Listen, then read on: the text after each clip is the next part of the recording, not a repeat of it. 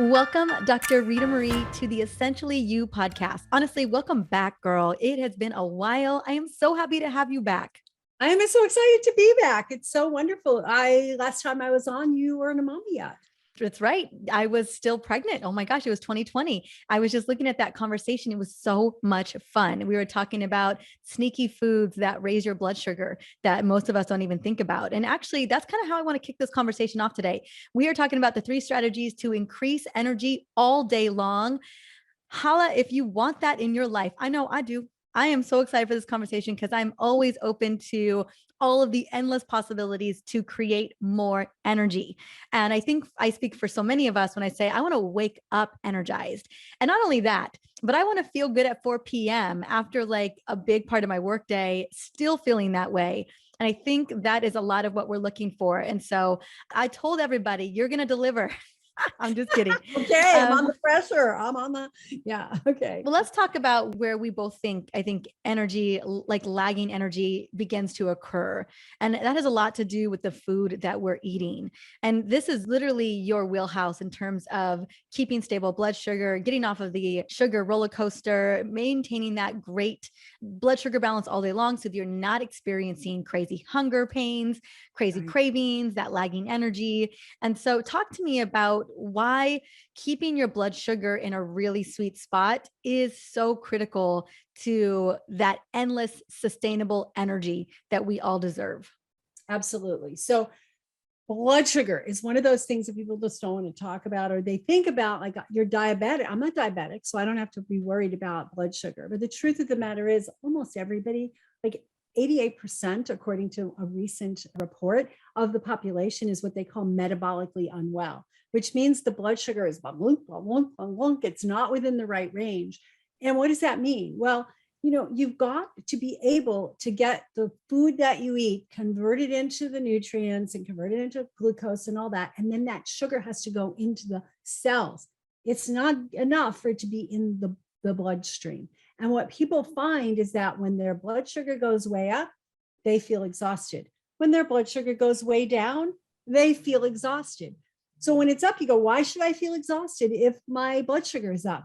Because your blood sugar is up. It's in your blood, not in the cells, where the cells can make this energy via these little things, these powerhouses called mitochondria. And when you don't have the sugar getting into the cells, it's a mess. And why wouldn't it get in the cells? Well, you have a problem with insulin. You have a problem with insulin resistance. You have a problem with damage to your cell membranes because of exposures to some of those things that are common in our everyday life, in our everyday diet, hydrogenated foods, pesticides, et cetera, et cetera. So we want to keep that blood sugar when it's in that steady range. It usually means that insulin's working properly. We're getting the sugar into the cells. We're not overproducing insulin and then causing those really low dips where then the brain can't get the energy. We're like foggy and all that. So it's super important to just maintain it in that tight range. And funny you said the sweet spot, because that's what I call it. Like for everybody, there's a sweet spot of that range of blood sugar where you just feel really good. Like you feel like your brain's on fire. You feel your energy's good. You feel like you don't have cravings. When it drops too low or it gets too high, that's when the cravings start. That's when the energy dips. That's when the brain starts to go off. So it's really important to keep it in that steady state. And I know that it can be varying for every single person. The numbers that I always hear kind of consistently is you want to keep it between 70 milligrams per deciliter to 110 milligrams per deciliter. I know you and I have both talked about, that the American Medical Association considers to be a spike is anything above 140. But you and I both know that if people are peaking into the 140s, and that's not normal. That is very, very abnormal. Yes, absolutely. And I agree with that. So that would be, ranging from fasting first thing in the morning, all the way through at the peak, at the highest point that it hits after your meals. And that 110 really should reflect, it shouldn't go higher than that. And then it comes back down and it be between like 1.5 to 2 hours later after you've had your meal, it should be back down to baseline, whatever it was when you first woke up in the morning. And that's not true for most people. For a lot of people, they're spiking up to like even 130, 140. And their doctors say, oh, you're fine, you're fine. Oh, your fasting blood sugar is in the 90s, you're fine. We don't worry about it till it gets in the hundreds. And the truth of the matter is, none of that's true.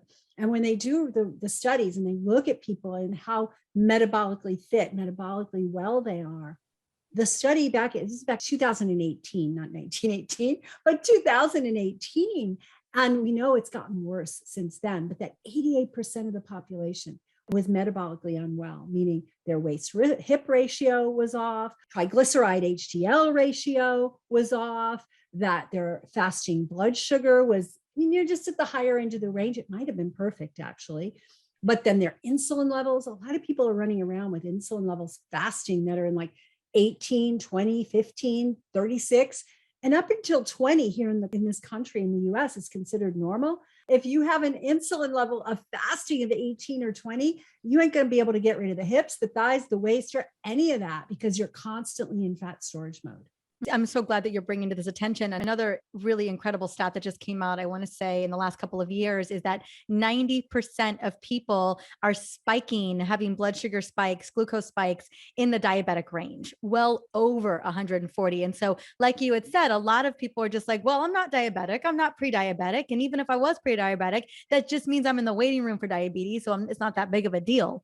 I know doctors sometimes don't even tell patients that they are pre-diabetic because they're just like, well, they're not diabetic yet. So it's not that big of a deal. But what we know is that every time we have one of these spikes, and if we have these spikes for breakfast, it's setting the tone for the next 36 to 48 hours. Like you're going to keep seeing spikes, even if you eat a pretty, solid, low sugar, low starch meal for dinner and lunch. Most of the time, what I've seen is that people are still spiking if they had dessert for breakfast, and so what's been really fascinating is I think we're now realizing, oh my gosh, all of us as adults, 90% of us are having inflammatory kind of producing blood sugar spikes. And it is a big deal. It's not wait until we get to this other place. We know that that's causing massive levels of inflammation in the body, especially when it happens on a consistent basis. Right. And it's damaging even before. I call it pre-insulin resistance, because insulin resistance is usually what we call that stage that you go through that's pre-diabetic. I call it pre-insulin resistance. And what we know from the studies is that every single time we have that rise, 120, 130, 140, we're seeing damage as if you're diabetic. So damage to the retinas. I've physically had people in my practice who ended up with diabetic retinopathies and they'd never been diagnosed as being diabetic because their sugars were all the way going up and then they go way down. Yeah. Oh, yeah. I mean, that's where the crash is coming from. Anyone listening to this, if you're hitting a spike of 140, and don't get it twisted, you could have spikes way bigger than that. Like you have a gelato on its own, or a milkshake on its own, or you have a waffle for breakfast with maple syrup. These are what I call like naked desserts, naked carbs. You're going to spike well past 140 on most days, unless you've got some incredible metabolic flexibility where your body can really handle that. Have it. Yeah. Like a real small amount of people do have that, where they can eat anything and their sugar never goes up or down. And then there's another small percentage of the population that no matter how good they are, they're still going to have it unless they're super, super strict, right? I'm that girl. So I have no wiggle room, and I know you don't either. I remember I really figured out that I had been on a blood sugar roller coaster for probably well over a decade. And just had no idea. I thought it was cortisol issues. I thought it was too much stress, and it probably was those things too. But ultimately I was just riding the nonstop sugar roller coaster, couldn't get off the ride for a very long time. And, whether I've changed the way that I eat or not, and I do believe that our bodies can heal, but I did a lot of damage back in the day, a lot. And so now today I can keep myself in that super sweet spot range, but there's no wiggle room. Like I got to keep it super clean. And in a lot of ways, it depends on how you want to look at it. And in some ways it's a win, because that means that there's now one more reason why I really need to nourish my body with metabolically nourishing foods. It's kind of nice to know that I don't have any wiggle room. So it's always a great idea always a great idea to make the choices. It's always good. Yeah. It's always a good idea to make the great choices that are going to become our future liver, our future brain, our future energy stores, and I think that's how it's important to look at it in that way. Yes, get it dialed, but also what foods are you eating that are going to become your future self? I think that's such a powerful thing to think too. So let's say people aren't measuring, Dr. Ritamarie, but they want to know. And let's say that one of the big facets today of the 3 facets we're talking about is get your blood sugar stable, right? Get to a place of metabolic health, not metabolic dysfunction. So become the 12%. Yes, right. Exactly. I want to be in that 12%. Yes. Or hopefully the 12% becomes 15% or 20%, right? It's gaining more. We're going the other direction. Right. So what do we do? Let's say we're not measuring. As someone's listening to this right now and they're checking in with themselves and they're thinking to themselves like, man, Dr. Mariza is doing a lot of episodes on this. And I'm thinking maybe my blood sugar is a little out of control. Like maybe a big part of why I'm struggling with my energy is this piece right here. What are your recommendations to start to move us in the direction of metabolic health? Yeah, I'll just give you an example. Years ago, I discovered that there were no old people in my family and that they all died really young. And because I was trying to figure out, where am I going with this? You know, I'd had some health issues in my 20s. I turned them around and I thought, where am I going? Like, what kind of tendencies do we have? Like, they all die of heart disease. Okay, so heart disease is a biggie, right? And they die early. But I don't know what else, because they don't live long enough to know if they were going to get Alzheimer's or Parkinson's or some of these other degenerative things. So I decided that I'm just going to act as if my genes are the worst possible in the world. So I'm going to do the best possible things for me. No, I'm not going to sneak out and have, McDonald's every now and then. And no, I'm not going to have my Dairy Queen as much as I loved ice cream. It's my favorite food in the world. I'm just not going to do that, because what I want really for myself is to feel healthy and actually defy the rest of the family and actually become old someday. Still not going to be there, but I've already passed most of the relatives that I was looking ahead to, right? I'm past that. I outlived my mother. Obviously, I outlived my mother, but I mean, I lived past the age that she passed away. I lived past the age my dad, my grandparents, all my aunts and uncles. And I want that. I want to be full of energy all the time. And I am full of energy all the time. So what do I do? What did I decide? I decided to get rid of the crap. And the first thing when you're trying to get your blood sugar balanced is you got to get rid of the obvious sources of sugar and all the hidden sources of sugar, right? So the obvious one is the table, the sucrose that's sitting in your thing. Get rid of that. Throw it away. The bowl. We always had the beautiful sugar bowl on the counter and you just pop it into everything, right? No matter what we ate. We put it on toast and then add cinnamon to it. Now we had cinnamon toast. I mean, seriously, we were a sugar addicted household. So you get rid of the obvious, but there's so many hidden sources. Like, we don't think about the crackers that we eat with peanut butter on them or whatever. The crackers are a source of sugar because they will be converted in your body very quickly to sugar. We don't think about the pasta. There's a lot of, oh yeah, but we don't do gluten, so we don't do pasta. Oh yeah, but we do the quinoa pasta and we do this. Those are high carb foods that get very quickly converted to sugar. So we start to reduce those foods. We start to eliminate those foods. We read the labels. Molasses, honey, brown sugar, I'm naming all, agave, all these things that are considered healthy sugars are sugar in disguise. Your sugar's put on a Halloween mask and going, hey, I'm going to trick you into eating me. No, those things will raise the blood sugar. My son was a beekeeper for a summer as a job, and he came home with this big thing of like this honeycomb, this beautiful honeycomb. And I'm like, well, that won't raise my blood sugar. Let me test and see. And I just had a little bit of honey right from the comb. Oh no, girl, right up like a hockey stick. Right up. Exactly. Right. There's all sugar is the same as far as I'm concerned in terms of what it does on a biological level, like agave, coconut sugar. We all think that there's these healthy sugars, honey, right? It's all the same in terms of the way that your body breaks it down, in terms of the way that your liver has to deal with it. It's all the same. There's no magic sugar out there. And then sugar alcohols like erythritol and xylitol, like those are major gut disruptors. It's really about, sticking with the metabolically friendly foods.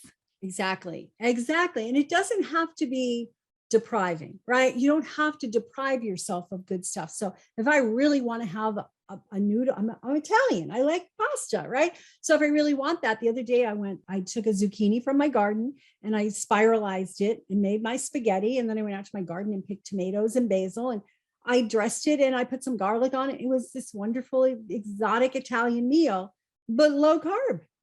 right? It didn't spike my sugar at all. There's konjac noodles, there's kelp noodles, there are other kinds of noodles that are not carb. They're like the konjac is just a pure fiber. It's actually glucomannan, which is very good for satiating. There are actually these new supplements out on the market where people are buying this powdered stuff and they add other stuff to it and charge you $50. It's so much easier to just get some glucomannan. Any of the companies have it, and you get this, and you can slow it down, but you can actually get them as noodles, miracle noodles, right? So you can still eat some of your favorite foods. You just have to do them in different ways that are like, I love the term metabolically friendly. Yeah. So, I mean, it's swaps, it's healthy swaps. And there's never been a time where we have so many options for swaps. There Yes. just hasn't been. And, we just are really fortunate. So this is something that you're like, okay, I need to make this switch. This is probably one of the biggest things that's going to extend that energy all day long, is to create steady blood sugar. And so I know you are one of the experts on this topic. So I wanted you to dive deeper into that. But I also want to get into the other two things as well. So you had mentioned earlier, and I know my incredible, essentially you community, we know about mitochondria, and we know that the mitochondria are major players in they're literally it when it comes to creating energy for our cells to do their job. And so I think that a lot of us, due to environmental factors, due to this modern lifestyle that we're living, that we can really wear mitochondria down. So I would love for you to share some recommendations, some strategies for boosting our mitochondria, for getting more robust mitochondria, with like simple daily lifestyle tips that could really up the ante. There's a couple that I personally do, but I want to hear a little bit about what you recommend. So one of them is sleep, right? There's just so much that happens with sleep and boosting Amen. your melatonin levels, right? Not sitting and staring at screens all night and watching TV, and kind of, getting good in rhythm with the cycles. And that makes a huge difference on the mitochondria and how healthy they are and how robust they are. Good food, whole food with the B vitamins intact, without all the sugars. But because what happens is when you eat sugar and you strip away all the B vitamins from it before you eat it, the mitochondria are going, how do I process this? I need my B vitamins to process this, right? So you need to have those whole foods that are loaded with those nutrients. And yeah, you can take supplements, and that's one approach, but you can't take supplements instead of a good diet and lifestyle. You have to take it in addition to, to deal with some of the stressors and the environmental stuff, and some of maybe the changes you've made over the years, the damages you've done over the years. So the food is really important. The sleep is really important. Lowering stress levels, because we get a lot of oxidative stress when we're under, our adrenals are kicking in, right? Cortisol levels go high, and that the adrenals deplete vitamin C and then create a lot of oxidative stress. So simple processes to just take breathing breaks throughout the day. You don't have to sit and meditate for an hour, although it's helpful, but just to take breathing breaks throughout the day. So as you feel yourself getting stressed, go, I'm going to feed my mitochondria. I'm going to increase my energy. That shifts us from sympathetic into parasympathetic. Parasympathetic, where the vagus nerve is activated. And vagus nerve activation is so important for mitochondrial health. Yeah, I mean, that is such a powerful strategy, is just breathing. Whether it's taking a moment outside to walk outside and take some deep belly breaths. I love that you did take a little moment on sleep. I tell people, I've been saying this a lot. I never had known, I mean, I've known a lot of levels of sleep deprivation, but I didn't know it to the extent when we had Kingston. Then I was like, oh my goodness, like my word recall was just gone. It just poof, disappeared. I would be in the middle of a conversation and my words would just be gone. I couldn't remember what I was saying. And I was like, this is like something next level. I felt like I was like, just in a haze getting through life on a day-to-day basis. And so, I think a lot of us are at some level of that if we're not getting that deep, restful sleep. And one of the things that you had pointed out was melatonin. And what we're seeing is that melatonin is a huge precursor to the creation of mitochondria. And so if we are not, I know research just came out on this, that if we're not getting that deep, restful sleep, if we don't have all the electronics off, we don't have a good, sexy, great sleep routine that gears us up for boosting that melatonin output, it has a profound impact on our mitochondria being robust. That can be the make or break for many of us is the sleep component, is that lack of melatonin that we're getting. Yep, absolutely critical. And I know we think about, well, if I don't get enough sleep, of course I'm going to be tired the next day. But is this more biochemistry behind it than just you're tired because you didn't get enough sleep? It is because your mitochondria don't get to regenerate, your hormones don't get to regenerate. There's so much more to it. We have to get enough sleep. Mm-hmm. I hear that. Okay. And then number 3, like, in terms of something that we can actively do or we can bring into our daily routine, what would be a third thing?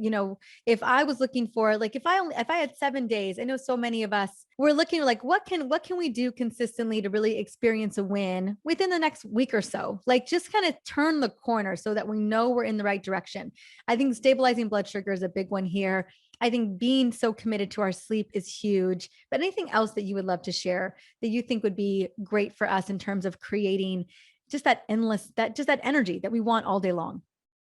Yeah. So beyond blood sugar, there's a lot to do with food. We really need to feed the microbiome, because the microbiome then helps us to have the right neurotransmitters, the alert versus sleepy neurotransmitters, the parasympathetic versus sympathetic neurotransmitters. So having the right gut flora. And so what do we need? We need colorful foods to feed our microbiome. We need fiber, certain fiber, not just go take Metamucil. No, it's all the fibers from all of these amazing colorful foods and the phytochemicals that come from that. And that helps us feed the right microbiome, the right gut bugs that create short chain fatty acids that then heal the mucosa and then there's prebiotics, probiotics, and postbiotics. And a lot of those postbiotics that are produced are actually neurotransmitters, and they're helping us to have the lights on during the day instead of the lights off during the day. So I think that really having that wide variety of foods, that colorful foods, not just everything green, not just everything purple, not just everything white, which is kind of the standard American diet, but what colors that you can include in there, the purples, the greens, the blues. Well, I don't know, blueberries, they're more purple, but blueberries are blue. I mean, they are blue. Oh yeah. Right? There's some blue foods out there. There's some blue foods out there. Purple, like eggplant. Definitely purple. Right? Yeah. The green and the red and the yellow, right? There's yellow bell peppers, there's red bell peppers, there's orange bell peppers, there's orange carrots, there's black carrots, there's black radishes, there's those beautiful radishes that look like watermelons. You've seen them, they have the beautiful pink on the outside. Oh God, they're beautiful. And they're so nourishing. They're so nourishing for the gut microbiome, but they're also nourishing for the liver. So having this variety, like think about eating a rainbow. I know it's cliche and you've heard it before, but how many different colors of vegetables can you eat in a day? Let's talk about what are the numbers. I just did an episode on how to create a metabolically healthy meal. And the recommendation I started people with was 20 different diverse vegetables per week. And then leading up to 30 different diverse vegetables per week. And that really happens in the grocery store first and foremost, right? Get creative. And, the great thing is veggies and fruits, veggies go hand in hand with each other. They tend to taste really great with each other. So I'm like, throw it all in the salad or throw it all in the stir fry, exactly. Or throw it all in the soup and just start to see how many different diverse types of veg, especially this time of the year right now, where there's so much going on. And then I know that the low standard for fiber for women, I think it's like 90% of women are fiber deficient, 97% of men are fiber deficient. So whoa, 88% metabolically dysfunctional. I know that fiber is such a big part of the solution for the obesity epidemic. Like if we could just get people to increase their fiber. So the low number, which we've heard for years, is 30, but it's not, we really, especially for us as women, especially in that perimenopause, the menopause phase where we're just clearing so much more, we really need our gut to be working properly, is 50 grams of fiber a day. And that only way we're going to get that is by really bumping up the rainbow, like you said. Rainbow, right. And the thing is, when we go back and look at old cultures that are not westernized, they're getting 100 grams of fiber a day, right? So what can we do to increase that? I didn't know we're not going around counting and like, oh, I'm going to put a carrot in there. That's 15. And then I'm going to put this in here. Like, we don't have the brains that manage it that way. But if you make a point of having, like you said, 30 different foods, 30 different vegetables and fruits across a week, that breaks down to at least 2 to 3 different ones. Well, no, it's more like, how many is that? 30 divided by 5, 30 divided by 7, that's 4, right? So whatever, it's somewhere in the, let's just say 5 different ones every day. Yeah. And we mix them up and it's easy. Like if I look at my salad from last night, and that was a simple salad, it had like lettuce and sprouts and cabbage and cucumber and celery and carrot and tomato. I mean, you just add it all up, and then we had some radishes. So whatever you can find to put on those, and you chop them up and you make them yummy. You can even take some of those veggies and put them in the blender and make a dressing for your salad. So you don't have to go to, the wishbone, whatever kinds of dressings, but you can actually make these great dressings. And I taught one on a show I was doing a couple of weeks ago, and I said, oh my God, it was so good. You just throw a cucumber in the blender. There's your water. And then you add in some other veggies like that have flavor, maybe not veggies so much as herbs, right? So you can put some basil in there, you can put cilantro, you can put all these different herbs in there and blend it up and add something fatty. So I think avocado would be good, some coconut meat, some nuts, seeds, those kinds of things to make it a little bit, have more texture. And now you have this delicious dressing. That's you don't have to eat that many more veggies. You've got them in your dressing. So that's what I love to do.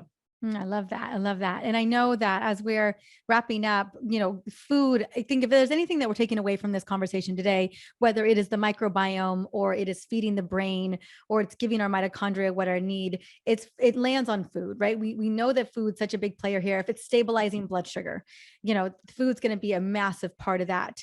And so I know that you have an incredible guide for us that really not only, because I know some of us are thinking, well, I'm trying to figure out what those energizing foods are, or the foods that are completely depleting me, and that are tricky in that way, because so often those types of foods are being touted as foods that are going to give you instant energy, but ultimately are going to just completely mess up your blood sugar and have you crash and burn. We all have been there. So talk to me a little bit about this guide. And then I know we have the link too, we can share, and I'm going to have it in the show notes. Great. I have a guide that's basically energy zappers and energy enhancers. And it's a list of foods that you can incorporate to increase your energy and foods to incorporate or to stay away from. And they're common everyday foods that people mistake for, hey, this is a healthy food. So we've got that, and you can get that easily at drritamarie.com/energy foods. So drritamarie.com/energy foods. And I will have it in the show notes. But I'm super excited because I think sometimes it's really nice to have a reference point, a guide that we can pull from, that you can have on your phone, or that you can print and just have it in your kitchen, or take it to the grocery store, so that you can kind of get a good sense of like, what are those foods? And then the more that we incorporate these energy supporting foods, man, it is the game change. That's why I really wanted to have you on today, is because this is where we can make the biggest impact. Yes, sleep is so critical and breathing is so critical and the parasympathetic, but I think about just in terms of foods, of feeding the brain, right, feeding the gut microbiome, supporting the liver, stabilizing the blood sugar, like all of these are game changers for not only mitochondrial function, but also just keeping steady energy all day long. Yeah. Yeah. And there's nothing that feels better than that, quite frankly. People say, oh yeah, that 4 o'clock in the afternoon crash. I'm like, I haven't experienced that for like 38 years since before I changed my diet and learned, like, I don't know what that feels like to feel tired at 4 o'clock in the afternoon. Like 4 o'clock in the afternoon, I get upset if I feel tired at 11 o'clock at night. Like, why am I so tired? Oh, it's 11 o'clock. It's bedtime. Okay, I'll go to bed. Right. So there's so much that your life can be enhanced by increasing your energy. So many relationships that get better, and your job gets better, and your ability to perform better at your fun activities, right? You don't have to say, I can't go hiking with you after work because I'm exhausted. It just enhances the quality of your life to enhance the quality of your energy. I agree 100%. Amen to that. Dr. Ritamarie, honey, it was such a pleasure to have you on again. I'm so grateful for you to dive deep. Yay, great. And we'll have the guide again. Anywhere else, Dr. Ritamarie, you would love us to go and check you out? Well, you can check me out on Facebook or Instagram. We post quite often on there. We're just starting up our YouTube channel again. So our YouTube channel has a lot of good stuff, and it will have more to come. And drritamarie.com is my website, which is undergoing a facelift right now. But yeah, you can check me out in all those places. Thank you so much, my dear. Thank you.